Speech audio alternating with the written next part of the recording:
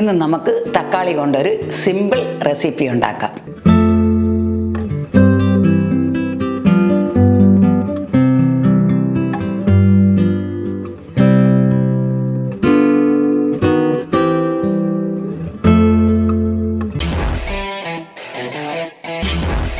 സംസാരം ടി വിയിലെ എല്ലാ മാന്യ പ്രേക്ഷകർക്കും എൻ്റെ സ്നേഹം നിറഞ്ഞ കൂപ്പുകൈ. ഇന്നേ ദിവസം നമ്മൾ സിമ്പിളായിട്ട് ഒരു തക്കാളിക്കറി എങ്ങനെ ഉണ്ടാക്കാം എന്ന് നിങ്ങളോട് ഇതിനു മുമ്പ് വേറെ തക്കാളിക്കറി നമ്മൾ ചെയ്തിട്ടുണ്ട്. പക്ഷേ ഇപ്പോൾ പുതിയ രീതിയിൽ വേറെ ഒരു സ്പെഷ്യൽ തക്കാളിക്കറി. ആദ്യമായിട്ട് നമുക്ക് ഒരു 2-3 സ്പൂണ് എണ്ണ അതിനകത്തോട്ട് ഒഴിക്കാം. എണ്ണ ചൂടായി അതിൽ അല്പം കടുക് ഇട്ട് കൊടുക്കാം.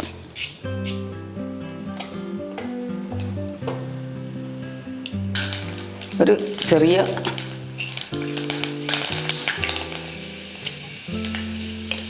സ്പൂൺ ഉലുവയാണ്. ഇനി അതിനകത്തോട്ട് ചെറിയ കറിവേപ്പില ഇട്ട് കൊടുക്കാം. വെളുത്തുള്ളി 2ആയിട്ട് മുറിച്ചതാണ്, അതും നമുക്ക് ചേർത്ത് കൊടുക്കാം. അത് ഒരു 6 തക്കാളിക്ക് ഒരു 8-10 വെളുത്തുള്ളി ചേർത്ത് കൊടുത്തിട്ടുണ്ട്. ഇച്ചിരി വെളുത്തുള്ളി പേസ്റ്റും കൂടി ചേർത്ത് കൊടുക്കുകയാണ്. വെളുത്തുള്ളി എപ്പോഴും നമുക്ക് ഒത്തിരി നല്ലതാണ്. അത് കാരണം ഒരു 4 തക്കാളി നന്നായിട്ട് പേസ്റ്റാക്കിയത്.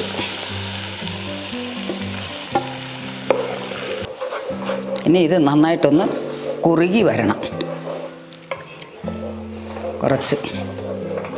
കുറച്ച് ഉപ്പും കൂടി അതിൽ ചേർത്ത് കൊടുക്കുന്നു.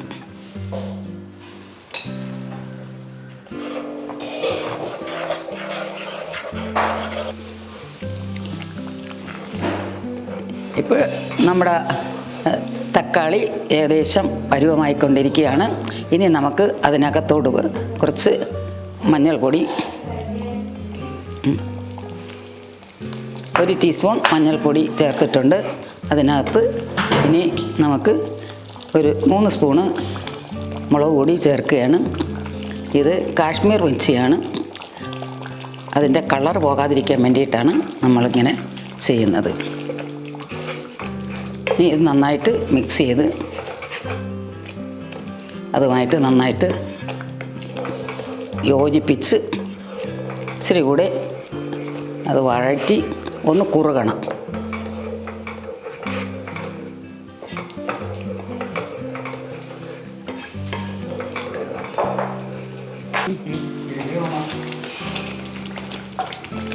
ഇനി അല്പം മല്ലിച്ചപ്പ് ഇട്ട് കൊടുക്കാം.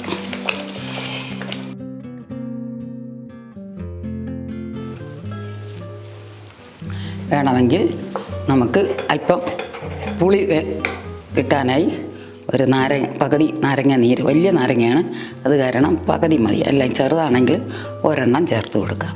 അപ്പോഴതിൻ്റെ പുളിപ്പും നാരങ്ങയുടെ ടേസ്റ്റും ഒക്കെ ആകുമ്പോഴത്തേക്ക് ഒരു പ്രത്യേക രുചി അതിൽ നിന്ന് വരുന്നതാണ്.